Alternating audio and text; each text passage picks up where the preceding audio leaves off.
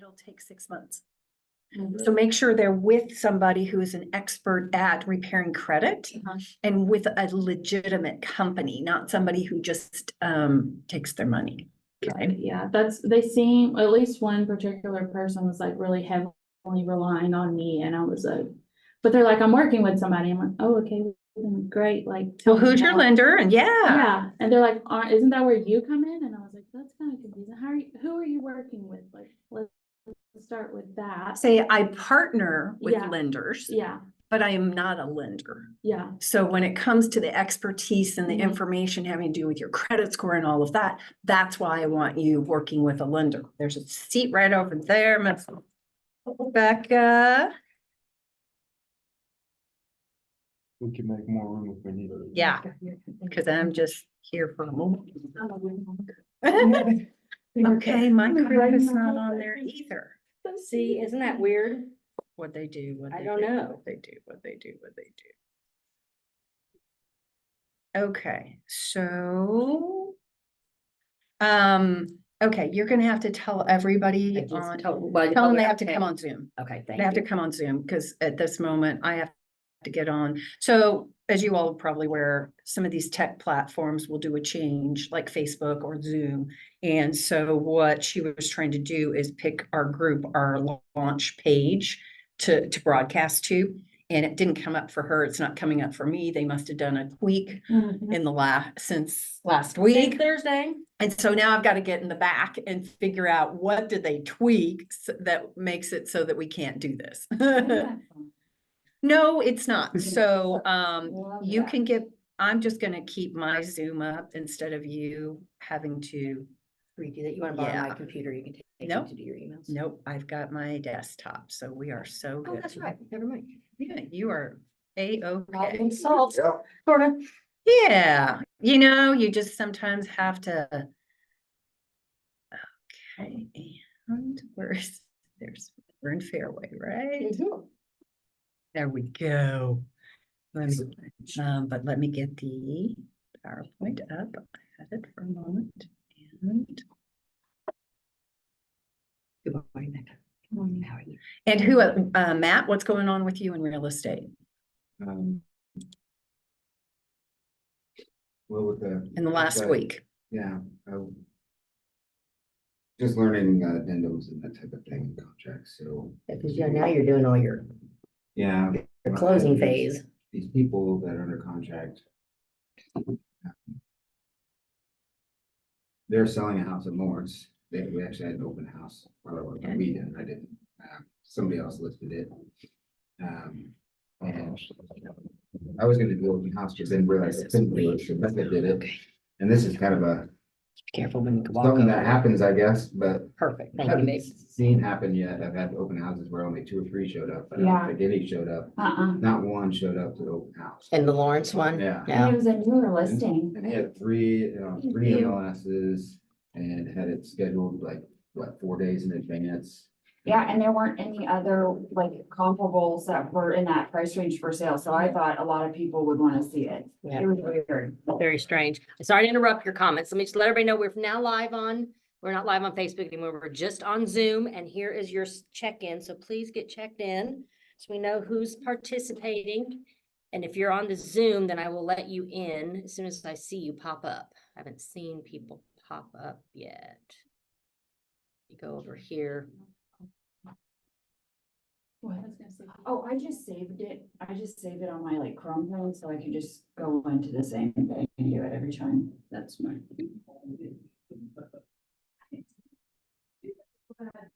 Did the one on Sunday feel better, Matt? I don't know. Yeah. Yeah. It was so weird. Cause it was a nice house. I don't feel like it might have been a little over, but I don't feel like it was anything that crazy. It doesn't appear that it's letting people, I don't know, I'm not seeing them check into the Zoom. You know, how normally, People in it now? well, I don't know.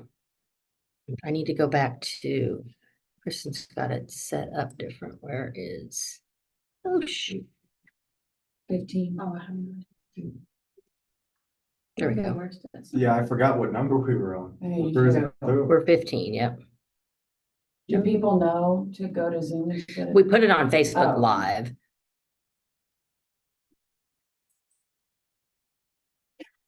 I know how to, but not through here. I was in school during COVID and we So had you to got do- it. We had to do the Zoom. I had no idea how to use it. I had a math class, I ended up dropping because I was gonna cheat my way through, let me just be. Yeah. They said that you had to have a mirror, you had to have your camera on and a mirror, and I was like, I can't. Yeah. Okay, I'm trying to see if anybody's popping up. I don't see them. To come on. All right, so let's get started. We are now, talking about actually working in the transaction phases. When you get a buyer, when you get a seller, what happens? So today we're going to be covering when the seller is part of your transaction platform. Last session, we talked about what a buyer was and how your buyers, how you become an A buyer and how you get your buyer agreement signed. Now, of course, it's gonna be more important than ever that we have to start having agreements before we take people out to show them houses. So today we're going to do the same for the sellers, but first let's talk about an A qualified seller. Okay. Briefly cover the agenda for the day. Okay, by the end of this week, we're going to be able to identify a qualified A seller and follow up with them for an appointment. Apply approaches to request an appointment with a possible A seller. Apply the pre-listing criteria to build the seller's confidence and demonstrate your expertise in handling the buyer objections to win your business or the seller objections. You often have to, once you see the condition of the home, you have to help the sellers understand what objections or what concerns a buyer might have based on the home. And so you have to kind of walk your seller through that as well. Because not all homes are move-in ready and don't need stuff.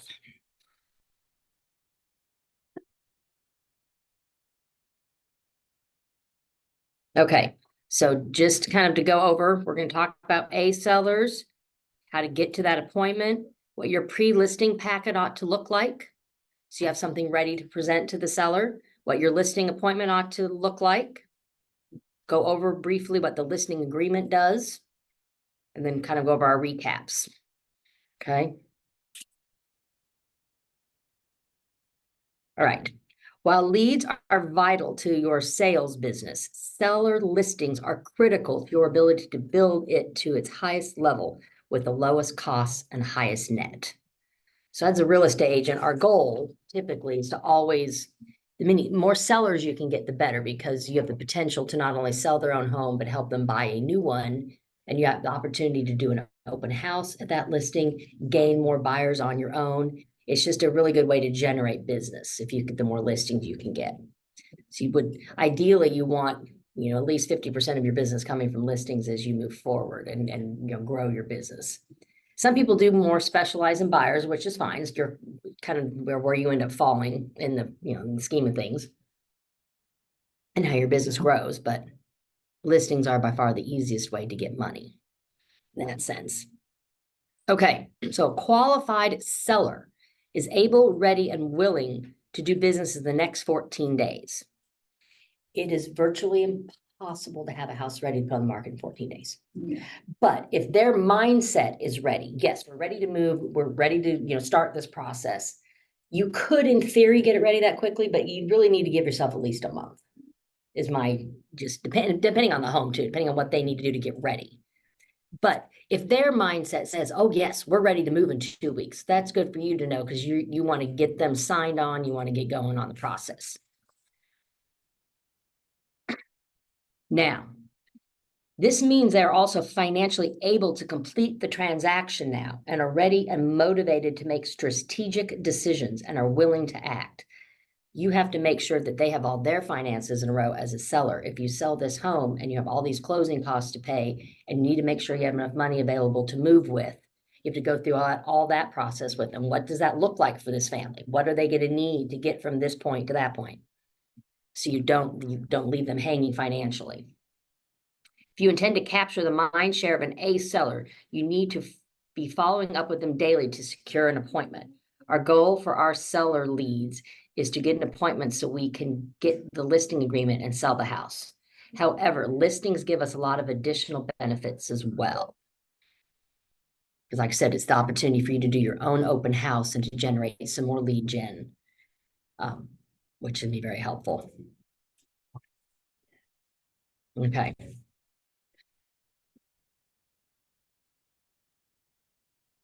Okay, there are the three L's of the MREA, Millionaire Real Estate Agent.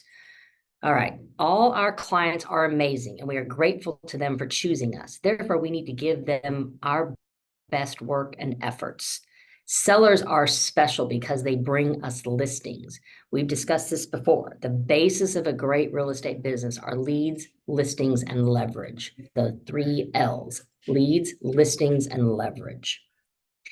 We love listings because they bring us not just a commission and the ability to build a relationship, but repeat and referral business.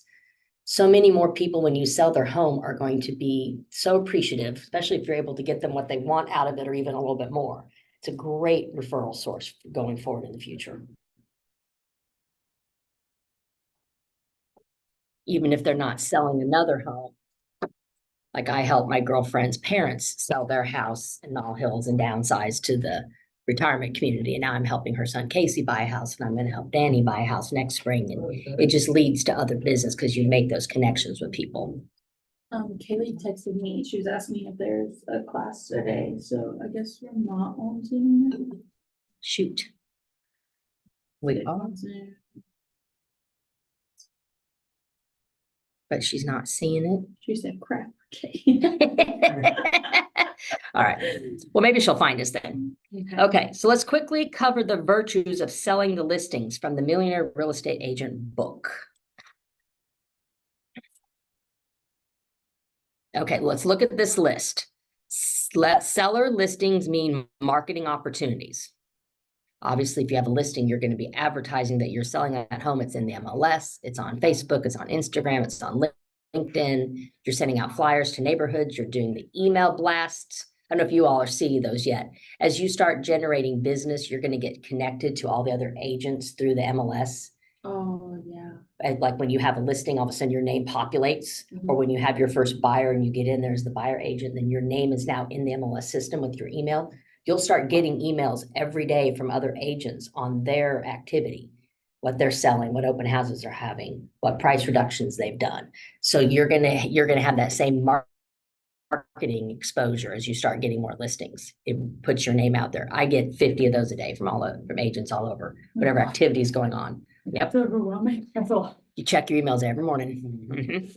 So you have great marketing opportunities when you get listings. You have more control of your time. You meet with your seller a few times, you schedule photographs, you make sure the house is cleaned up. There's things you have to do to get the listing ready. But that's, 4 or 5 appointments, not showing somebody 30 houses and writing 5 offers and losing them all before you finally find them. Typically, listings take less real estate time than a buyer does. So that's just one advantage of you. If you have listings, you have more time to do other things. I was asking to admit her Oh. letter. Thank Oh. you. That's good. See, it's working. There we go. We're gonna go to Becca for our tech needs. Okay. Yeah, blindly the blind on that one, but we'll make it one way or another. Yeah. Listings maximize your per hour compensation because typically there's less hours involved in a listing. Plus, once it goes under contract, you as the listing agent, think of all the things you do for that buyer to get them to the closing date. Well, you're the buyer agent doing all that. The listing agent watches and makes sure those things are happening, but you're not in charge of them. So you do less during the closing of a house also when you're the listing agent. So that's what they mean by you have more per hour compensation, is you don't invest as many hours in it. So you can do more volume in listings than buyers. So you can have more listings going on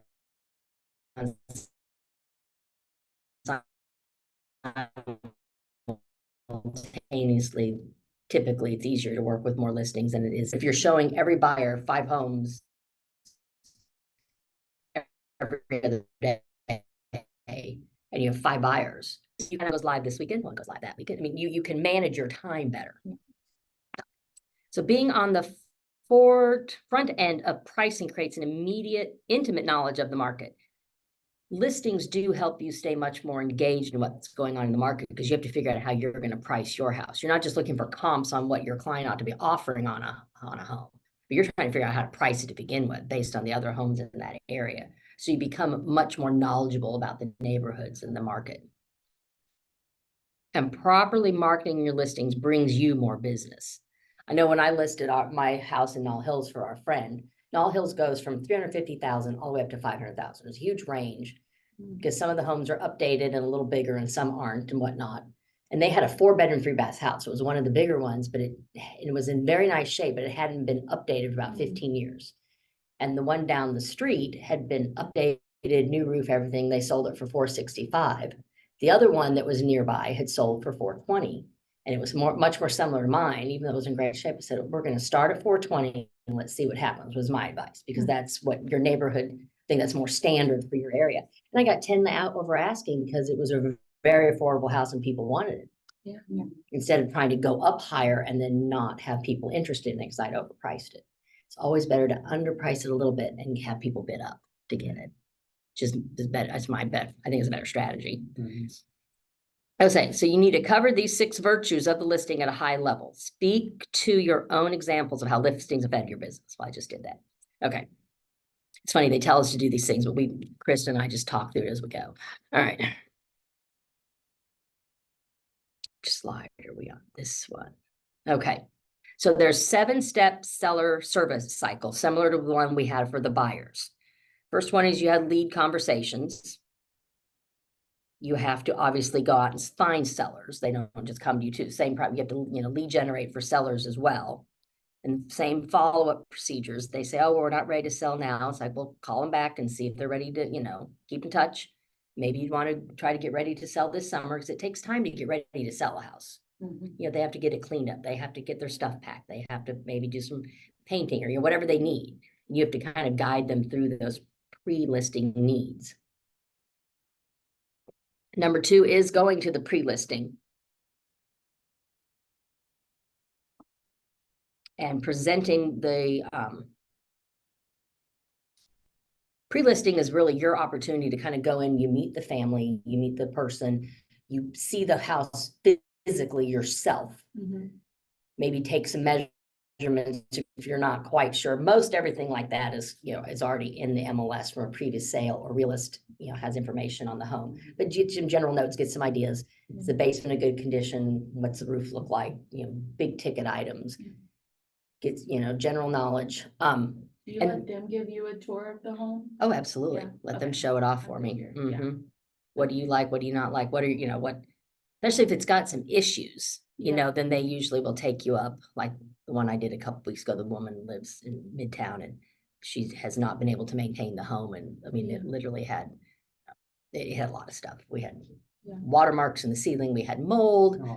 We had the stairs literally were inclined. I mean, it has some serious problems going on. And she's like, do you think I can get what my neighbor got for her house? I'm like, I don't think so, sweetie. I think we're going to have to address some of these issues first. Yeah, Those are hard conversations to have with people. for sure. Because she's got some serious things going on in her house. So that's the pre-listing. And then you kind of go back and you get ready for your listing consultation, where you come back and say, okay, this is what what I think we ought to be doing. We need to focus on these things. I think this might be our price range. I present comps to them, show them why I think that's the price range, and kind of leave that information there so they can kind of think about it. Take them a seller's disclosure. You need to fill this out. This is what it looks like. You're going to have to provide this kind of information. Do you have all the tickets and receipts from the repairs you've done in the home since you've lived here? That's really helpful to give to the new buyer. Are they going to need to do that house? Okay, servicing and marketing are number 4. Day 16 in the transaction, you're working with the buyers and sellers. You have to get everything ready. You can start putting stuff in the MLS first and save it before it goes live. So it takes a couple of hours to get everything inputted for a listing. There's just so much information that you have to populate into that MLS listing. And then once your pictures are ready, you can pull those up.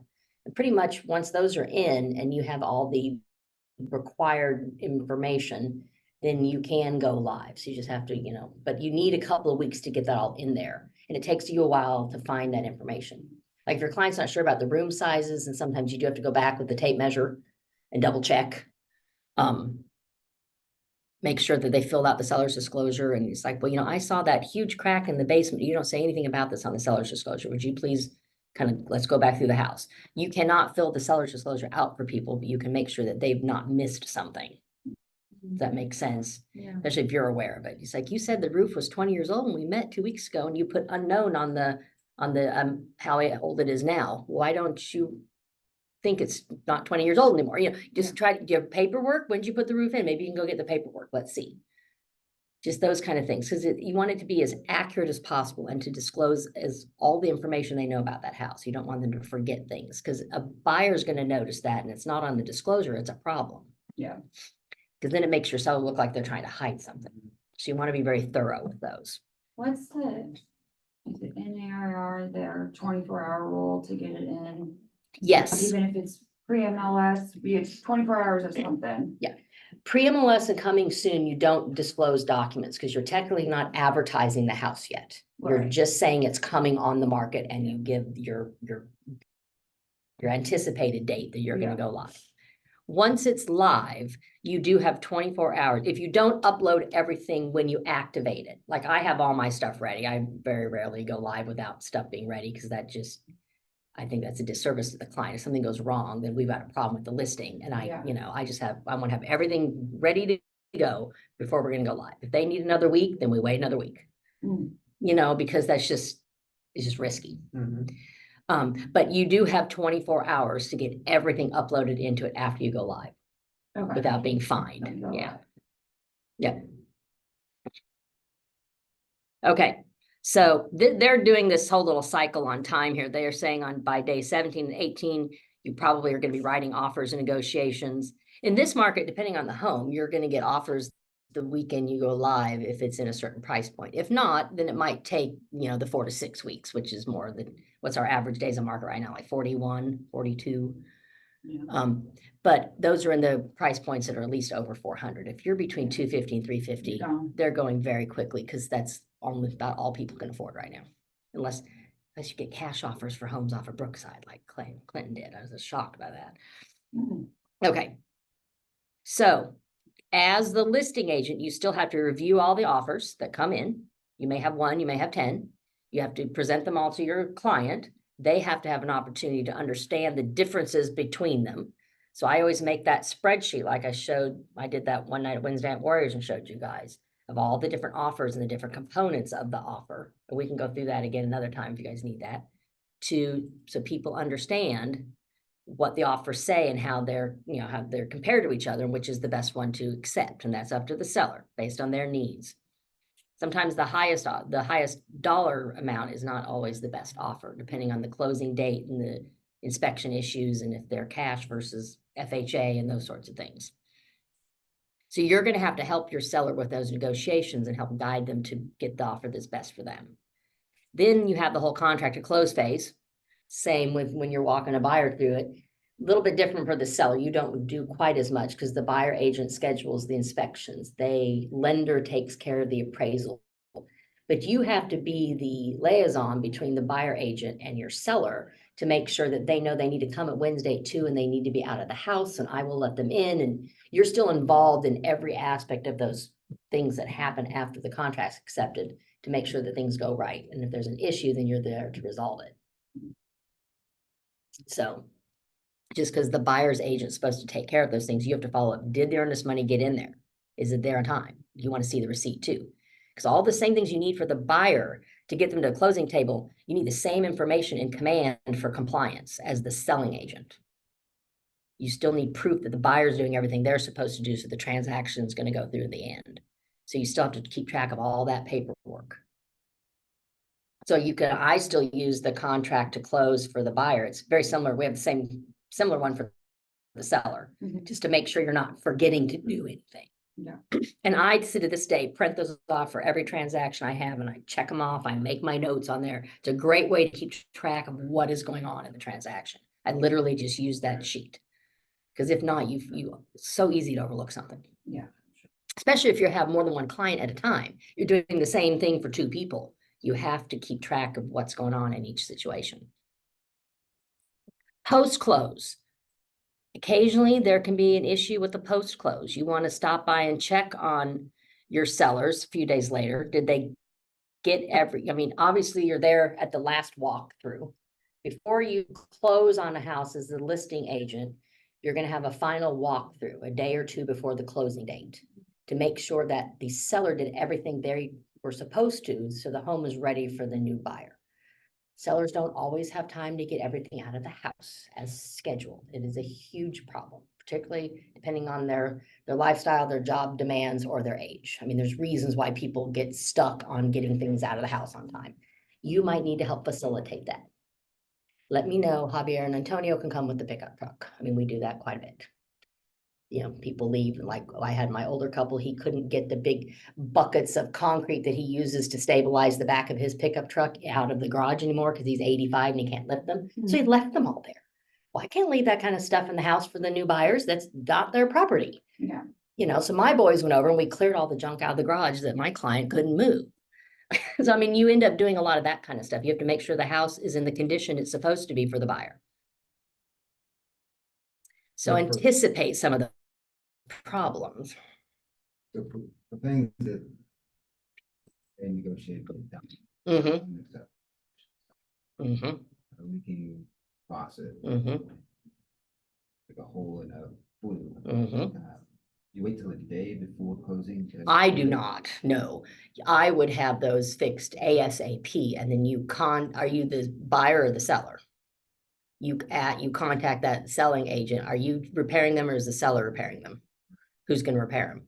Seller. The seller? Then I would, as the buyer agent, I'd be contacting that selling agent. Hey, when's that scheduled to have the plumbing fixed? You know, follow up Yeah. and say, when it's done, send me the receipt, please. That way I can get everything in, you know. I would, yeah, I want to see Previewing it. I would go over and ask to see it, absolutely. Yeah, no, yeah, I would follow up. I would make sure that you get all the documentation to it and say, hey, when it's done, we'd like to schedule time on Saturday if it's not inconvenient to come over and just check it out before the final walkthrough. Because if there's an issue with it, because the selling agent may not have seen it yet either. You don't know how on top of it, you know, how coordinated they are with managing this sort of thing. And it's not always a bad idea just to go together and say, hey, let's go look at the finished work. How did it come out? Make sure everything's okay.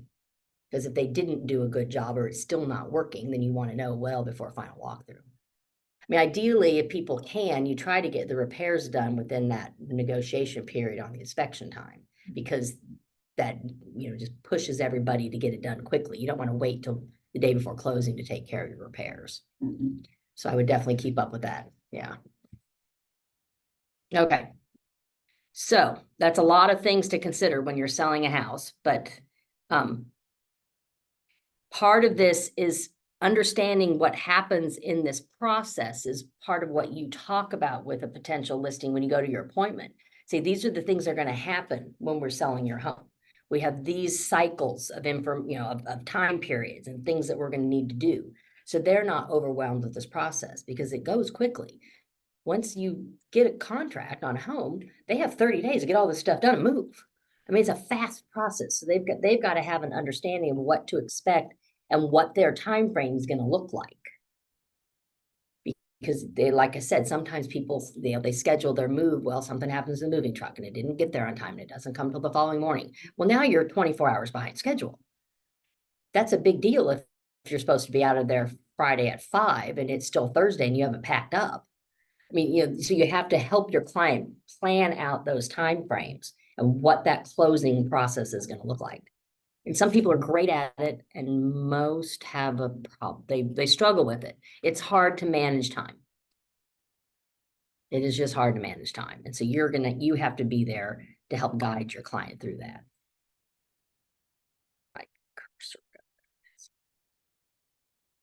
Okay, so keys to converting an A seller. We're still going back to the whole, we're trying to find the seller first, not just deal with the listing. How do we even get to that point where we get to have a listing? So you want to respond right away to lead inquiries just like you would for a buyer. Give valid and complete contact information. Save it in command. Create it as opportunity. Determine their motivation to sell so you can speak to it. You know, what is the reason they're selling? Like when I had a client, they needed to downsize to the nursing home. Well, I actually went to that first appointment with them at the senior living facility just to find out what the expectation was on that side for how the money worked when we sold their house. You know, how much do they need to buy into this property? How much do they need up front? You know, so you can help them with the process. Because most people, if you're downsizing, all your assets are in that house. And so, you know, that converting that cash to the new purchase was very important. So you help your clients kind of get ready for that. So you need to know their motivation. Do they need to move into a bigger house because they're having their fourth kid and they, you know, they're at capacity with one bathroom? You know, that kind of thing. You know, what do they need? What are they looking for? So you set an appointment date and time as soon as possible to get that pre-listing packet over to them saying, here, this is what happens in the selling process. Let's talk about all this.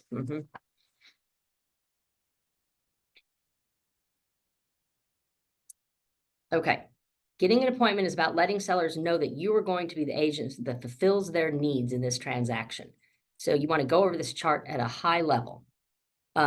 Help price the home competitively. What color is that? The gold. That is 16% of their concern. These are kind of the percentages of what people think are important. Help the seller market their home to potential buyers. That's 20% of the people think that's the most important. Help sell their home within a specific time frame. Okay, I guess this one was 21%. That was the orange. So only 16% think selling in a specific time frame is more important. Help the seller find ways to fix up their home. And then other was the biggest factor. There's other reasons that are more important to people on why they're selling the home and what they need to do. But these are things that you're going to have to help them with. A lot of people want a good price. They need to make sure that you're going to be bringing in as many buyers as possible. They may have to move within a certain amount of time. What if they're relocating? They have to be out of that house by July 1. And this is the end of April. You got 2 months to get them out of there. You know, so that they're knowing those timeframes and their motivation is critical. Or they don't need to go anywhere until, well, maybe they need to be out by the time school starts. I mean, typically there's a time frame that they have in mind of why they need to move. So remember, 27% of sellers use their realtor previously, so they have a good fiduciary relationship with that agent. So typically 27% of the people, whoever they bought that home from, will call that same agent to sell it now.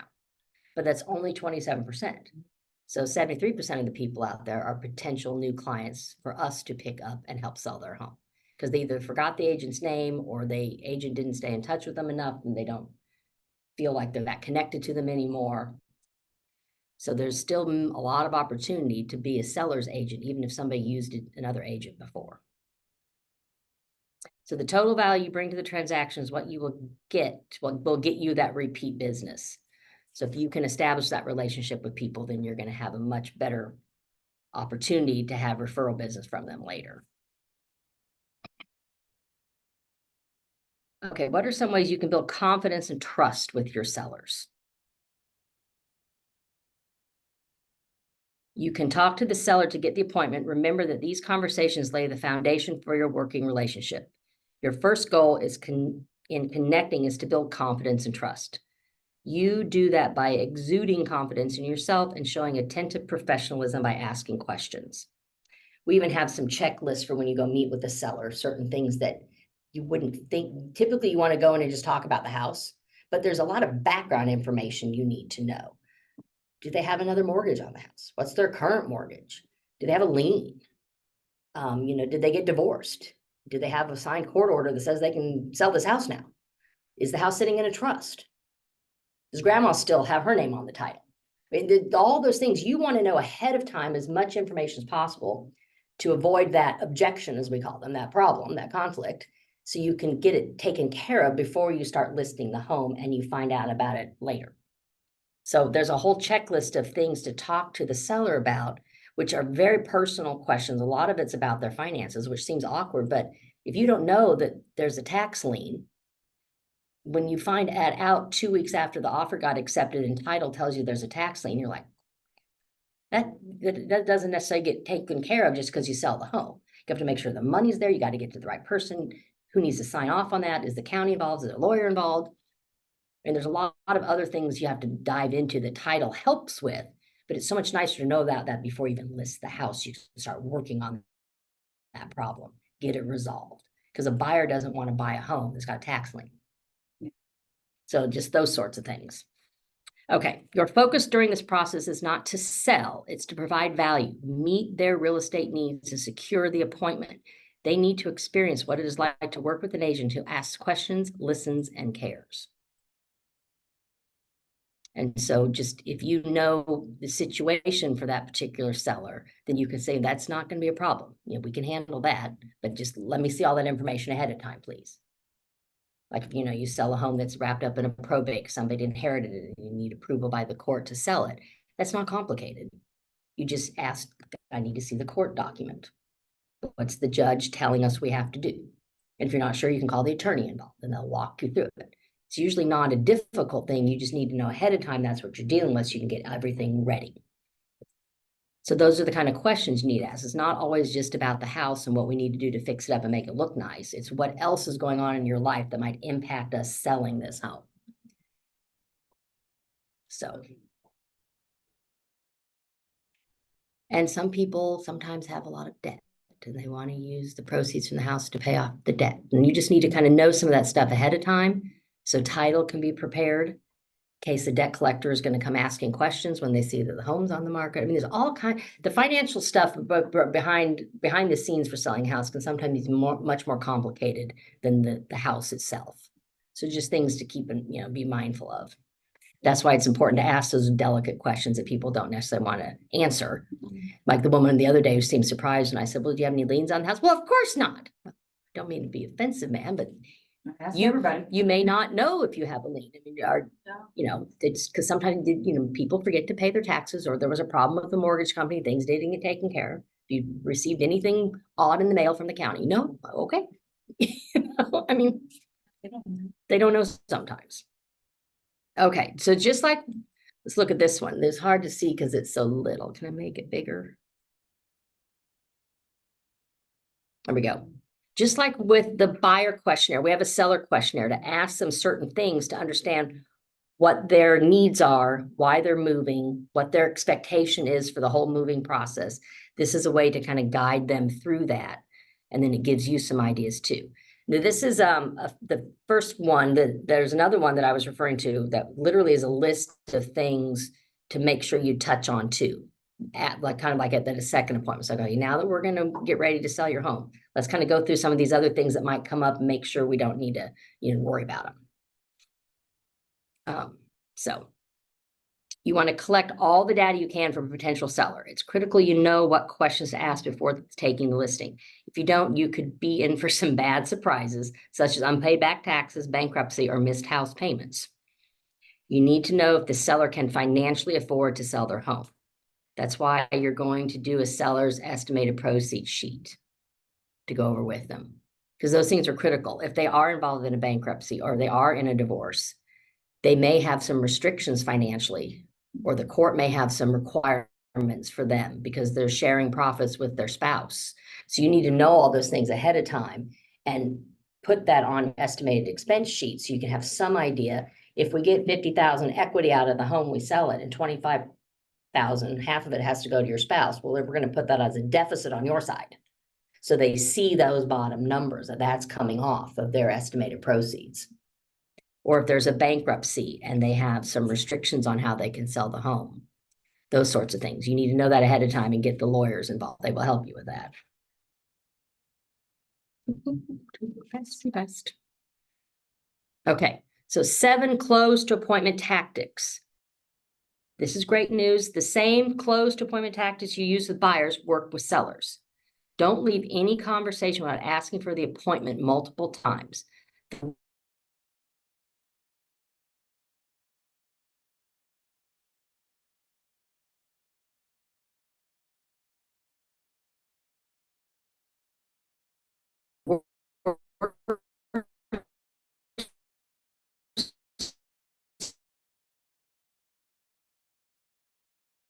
So show the benefits of having an agent working with somebody who can help you.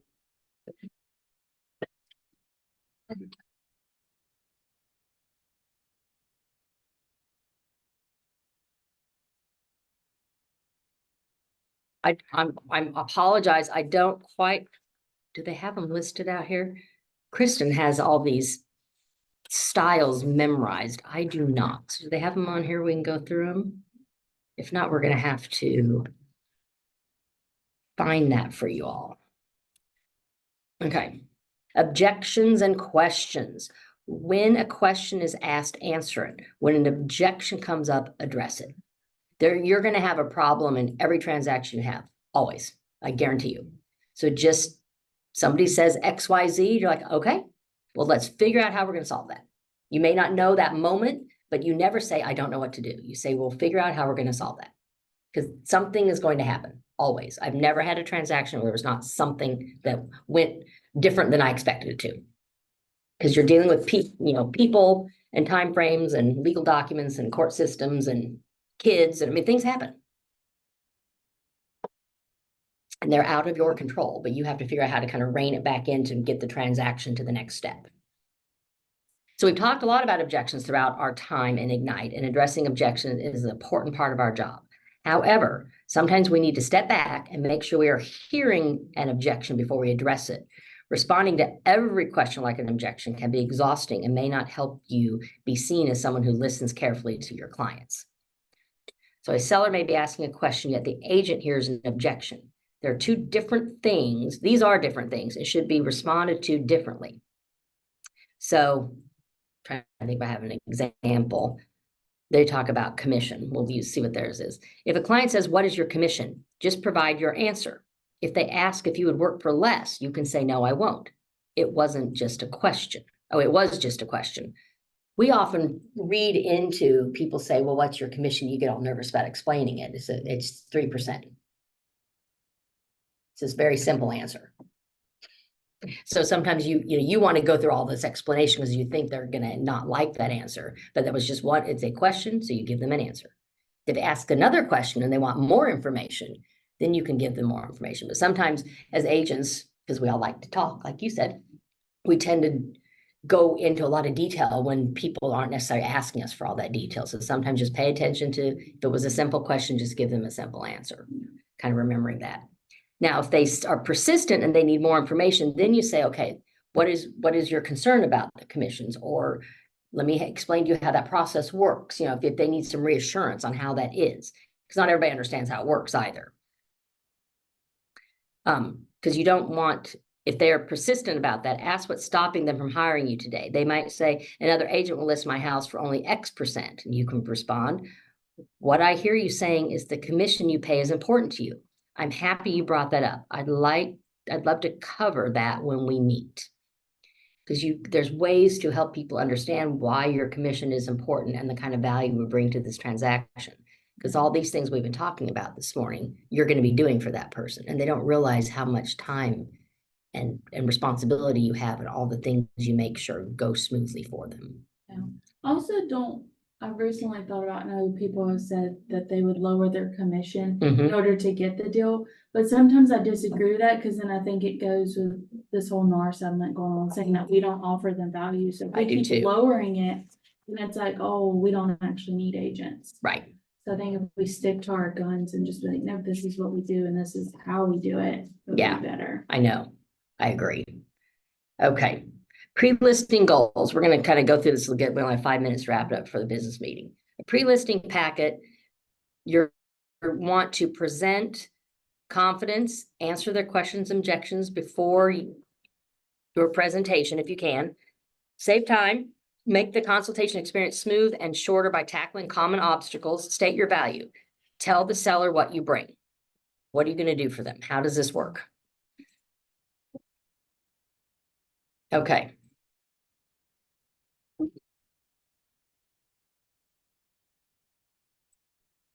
Okay, the same with buyer presentations in Command.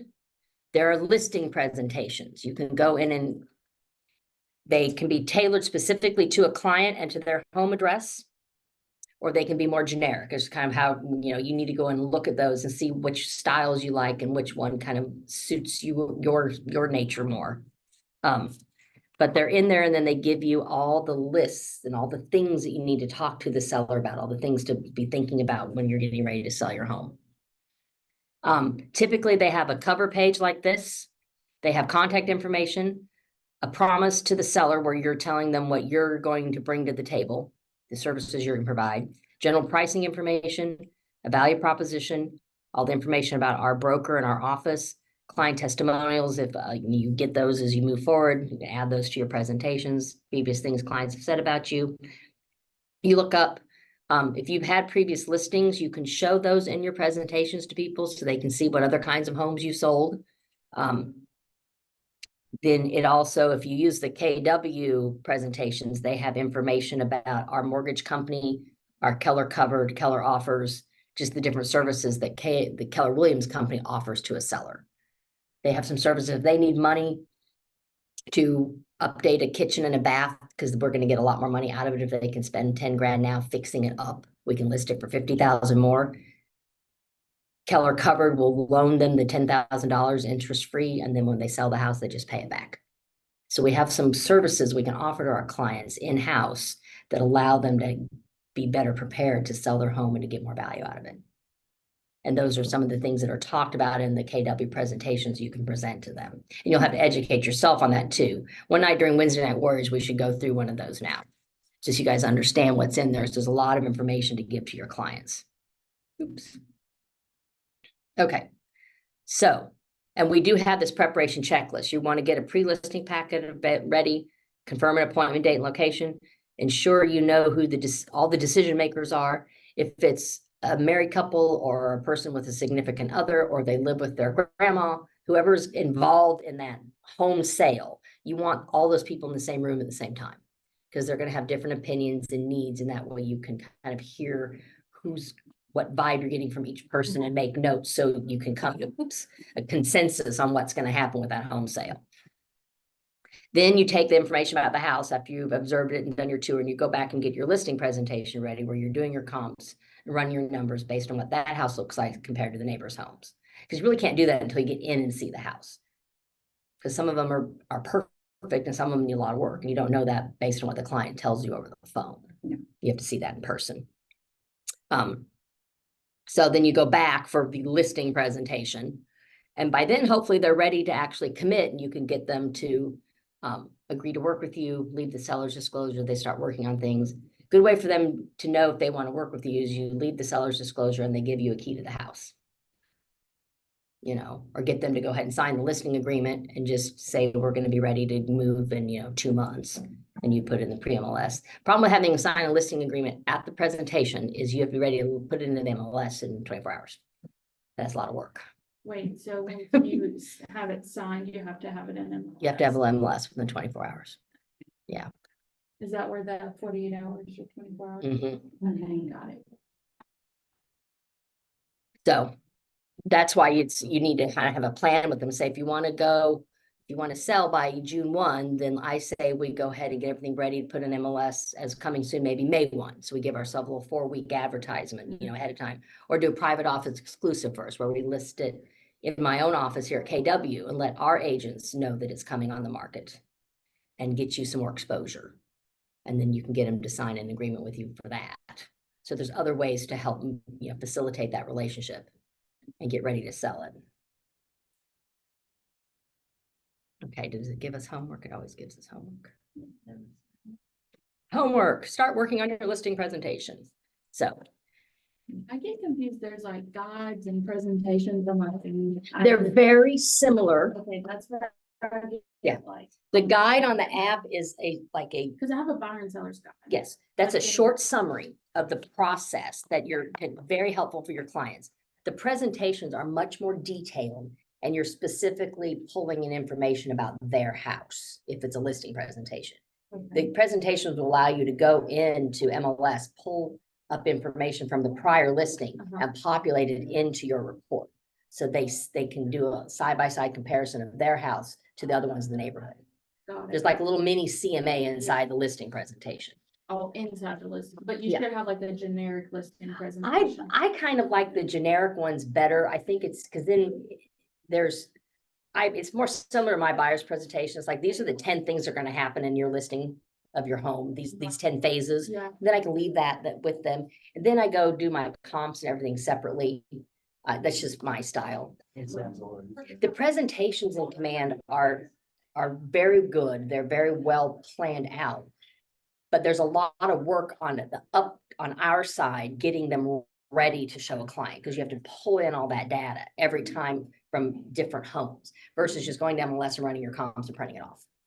I just find it Oh, easier. like doing like the CMA, Mhm, okay, mhm. so you use that as your listing presentation? I use the CMA as my listing presentation, and I have I have like a 9-page version of a seller's presentation that's Got it. more short and sweet. It's like, this is who I am, this is what happens in the selling process, and this is how I'm gonna help you get there. I mean, it's much more straightforward. Mhm. I don't provide a lot of information about my background and Keller Williams and all those other things, because but people go look it up anyways. Yeah.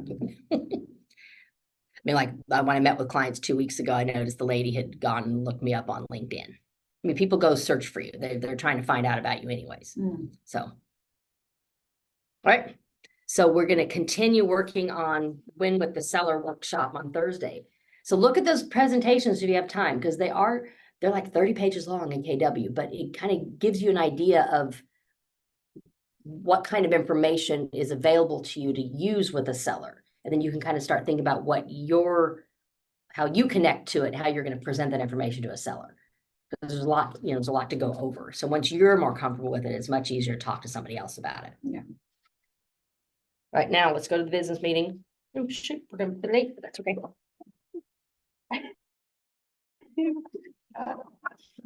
I literally only have issues in that other job on Tuesdays and Thursdays. Of course. Yeah. Literally, it's supposed to take me 5 minutes to run a report. Done. I know, that's how life is. All right, which was mine? Thank you, Tal. Mine is done. It is, I just gotta get it prepared. And I actually literally have to pay money for Thank that, so I should really be nicer to it. and Yeah. with them. Let me know what- And Yep. the government. Yes, please, that would be lovely. We'll take it back, Kristen. Do you mind helping with hers?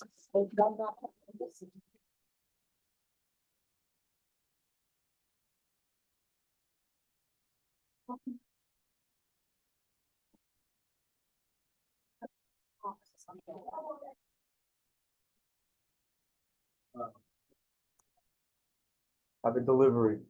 Oh, thank you so much. Yes. You got everything? Got it. Thank you, Talon. Hi, Stacy. Good.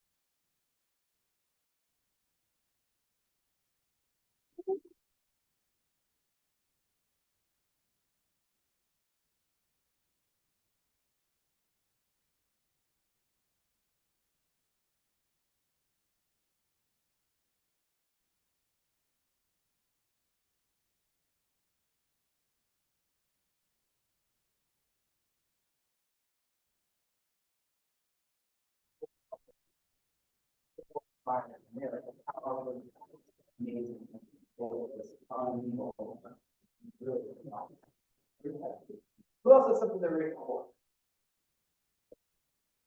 Oh, come on now, don't be shy. I'll start thinking on people.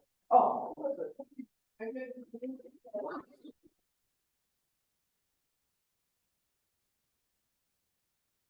Oh.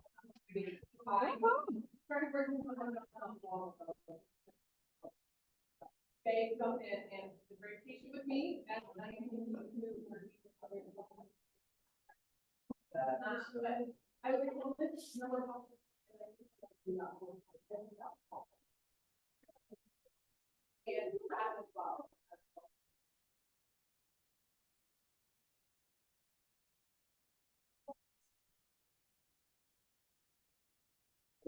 Nancy did an amazing job.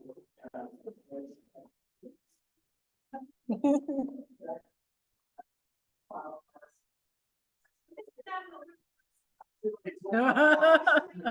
Actually sold a house, and actually sold my house.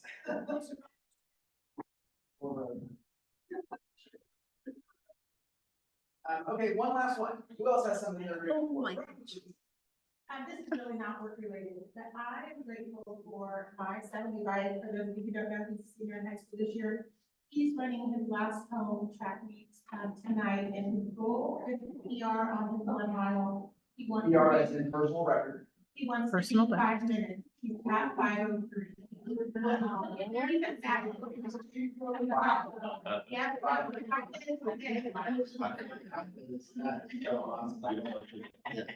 All right, brilliant. Hey, you guys, pick up your phone, your laptop, your iPad, send a message of gratefulness to somebody. Let's send some gratefulness out into the world.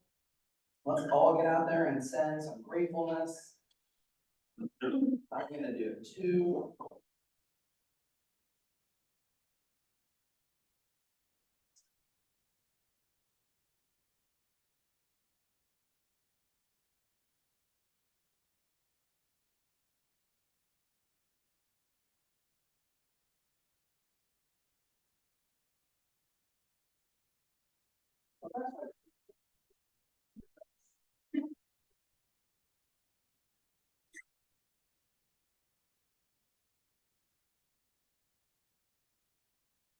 Zoom did something this morning.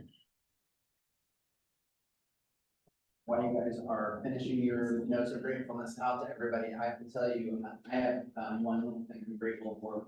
So I have been courting this agent for a long time. He's become a good friend of mine. We're from the same hometown. And I called him while I was in St. Louis and I said, hey, we need to get together again and talk. He has not joined us yet, so I'm still hopeful. But funny story, I called him, I said, we need to get together. He's like, yeah, he's like, did you get my gift? And I'm like, what? What, you left me a gift? And he's like, yeah, I brought a gift by your office. I said, oh, I'm in St. Louis, but I'll be home tonight. I'll check it out when I get there and I'll let you know. So I got home and there's a little gift bag on my desk, and inside my desk is a t-shirt and a coffee mug. And the t-shirt it's all exclamation points. Like 20 around the row. See somebody who knows me really well, right? The coffee mug has 20 exclamation points on it. You look like it was custom made. Yeah. Yes. Okay. Next, happy birthday to Julie Baker, Warren Smith, Suzanne Wessel, Laura Bell, happy birthday. Next, please, welcome, Mr. Ken Levinsky. Yeah. I can find you over, he's gonna do it for you right now. Yeah. Guys hear me okay? Yes. Okay, perfect. Hey, I just wanted to take a quick minute. I know I've been in here last week, prior through. We had to go and unfortunately raise some prices. We haven't raised our prices in close to 3 years. So some of our competitors have done that a couple different times. We are now sitting at $697 versus $672 for the best plan. You can still put these on listings, and I highly encourage you guys to do that. We had a team yesterday. They called me and said they're getting stuff on the sell side. So the buyers are taking the model number and approving it, and then we're gonna get that ordered. So there's still some benefits by being able to put these on listings. So kind of keep that in mind. I know it helps out sometimes, insurance as well. Mhm. So just, you can get these on for as low as 400 and well, they were 13, and you can still put these in the system until May 15th. So you got a contract that's coming out, you can still take advantage of the old pricing until May 15th. So, all right, thank you so much. Coverage hasn't changed either, so just as an FYI. Hey, and just for the record, because not everybody knows, because some of you, Kent might be new to you, but one of the really cool things, there's actually two of my favorite things about Cindy. Actually three, because one is Kent. Kent is awesome, and he does an amazing job. He has been with us for years and years. I think, yes, 15, 16 years. Wow. 20, that, 20 years. Yeah. Since the beginning, basically. So that's number one. The second thing I want to tell you guys about Kent is that, he and his company give a tremendous amount of money to Heartland Partners in Caring, which is a really cool thing to benefit. It's our 501c3 that we have here regionally that benefits our agents, and they are a really big part of that. And then in addition to that, what you may or may not know is, Kent and Cinch, actually for every warranty you sell, they pay a small referral fee to the company, and we split that with you guys as agents. Some of it goes into our advertising fund to afford the events that we have and afford coffee and beer and those kinds of fun things that we do. And so anyway, I just wanted to let you guys all know about that, and thank you so much. Appreciate that. Marketing spotlight. Hello. Hello, Casey. So. They're in my car, huh? Anyway, so I wanted to come out here for my like spotlight and say that we have like a brand kit on Canva. We know that a lot of our agents utilize Canva to do some other marketing and stuff like that, or using like the design tab on Canva. So if you scan this little QR code daily, it's gonna take you to this page. So this, and the QR code's right here, we'll miss it. But here I have compiled all of like our PW brand for you guys to easily have access to. So this is just a file on Canva. You can save it whatever you want to call it. But it has all of our fonts here. It has our colors, our logos. You have a totally compliant logos, just our DBA logo, our secondary logos here. You have your equal housing opportunity logo, their realtor NAR logo, some photos of the office. And then Rosa's hotkeys were very popular last month, so I put some down that I use personally on Canva. So easily copy paste, you can highlight everything that is on your document. Excuse me, and Command Z is like helps you like undo really. So if you have access to this, you shouldn't need to like get a link or anything like that. It should be very public. You can just pick it up and go. If you have trouble with it, let me know, and then I can just shoot you over the link immediately. So yeah, if you have any questions about this. Questions? And then secondly, I have very exciting news. Some people have heard, some people might not have heard yet, but an opportunity for me has called me to Oklahoma City. So I will be leaving, unfortunately. You said exciting news. I thought it was your stay. Speak for yourself. Do we get to vote? Yes, all in favor of staying. Yay. Good grief.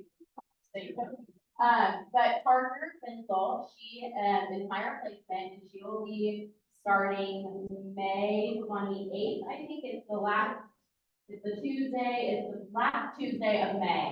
So she'll be in here. I'm going to introduce her to everybody at that business meeting. And you can just get to know her. I highly encourage, if you're currently a client of mine, or if you just want to meet the new girl coming in, either pop in, schedule a meeting, whatever you feel is most appropriate for you and your business, and we can link you two up, introduce you. But I'm excited for her. She's going to be great, very confident. She has a great portfolio, and I think you guys are going to really love her, and she'll continue to just drive the program as I have. So, yeah, that's that. Cool.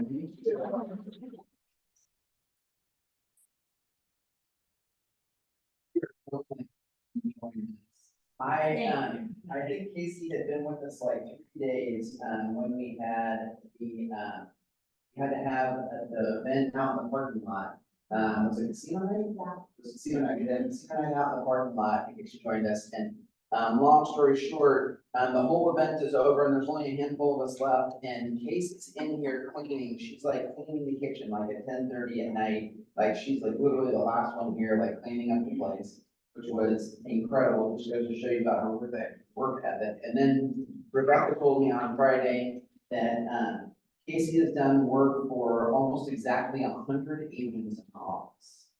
I think out of 300 and some, that is pretty amazing. Nearly a third of you have used her at one point or another, so thank you so much for everything.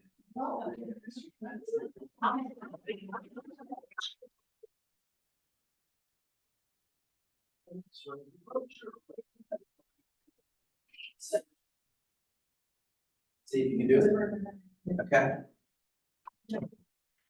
Oh, yeah. Okay.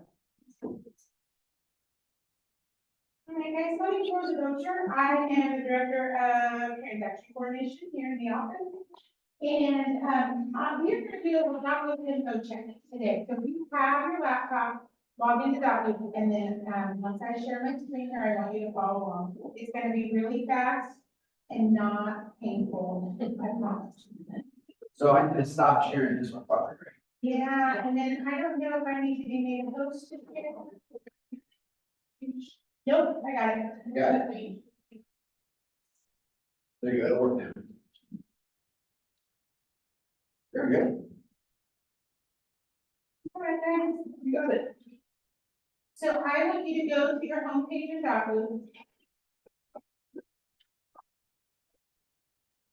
And right up here in the top right corner, this will say your name.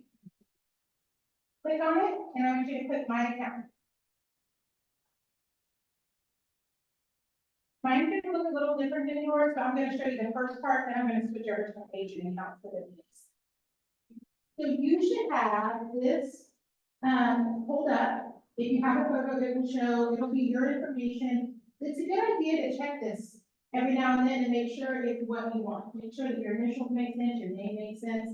But what I want to show you today is here, and that is our name. So I think there's some confusion about what our name is and isn't, and I see a lot of derivatives. It's all over the place. So if you make sure that it's correct here, it should pre-fill onto your document correctly, and you don't have to remember which version you want to use that in. So we use KW Kansas City Metro. There's no LLC anymore, which is a hard thing to kind of get used to because it's been an LLC, I know, for 10 years, a long time. So you can spell it out and say, oh, we'll use Kansas City Metro. You really aren't supposed to abbreviate the KC. So it's not KWKC Metro or Keller Williams KC Metro. So KWKC Metro, make sure that's in your company name. You can also update your job title. You can put a little tagline in there that shows up when you send messages. So do that and then scroll down to the bottom and hit save. And obviously you can always come back to this and make sure it's got everything you want. You can upload your photo. Hey, Rosa, Yes. question, the phone number? Is that where it populates on the contract for office or cell? It depends on the form that you're using and where you pulled it from. If you're in the TC program, we have ours set up to where cell phone comes in as your phone number is the office phone. Okay, I know it's On shows the up contract, cell on both, so. we can look at it. Okay.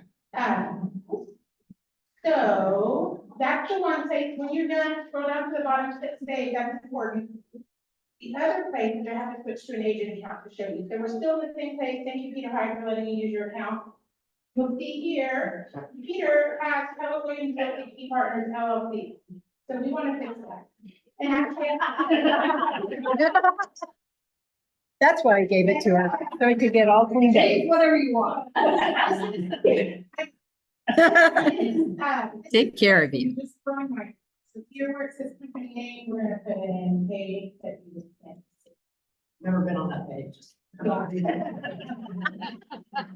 And then save. You're so Oh, cute. and well. Okay, so KW City Metro there, the other place where you want to check, because it depends on what form you're using as to where it's gonna be filled from, go to profiles. and make sure that your company name here is correct also. So profiles, scroll down here. Getting all And cleaned make up sure you here. hit save. Cool. So doing those two things and making sure that your company name is correct in the account settings place here and profiles here. Should, when you use autofill and dot loop, then it should put in the right. And that's my presentation. So, if you're looking for people who pay attention to detail,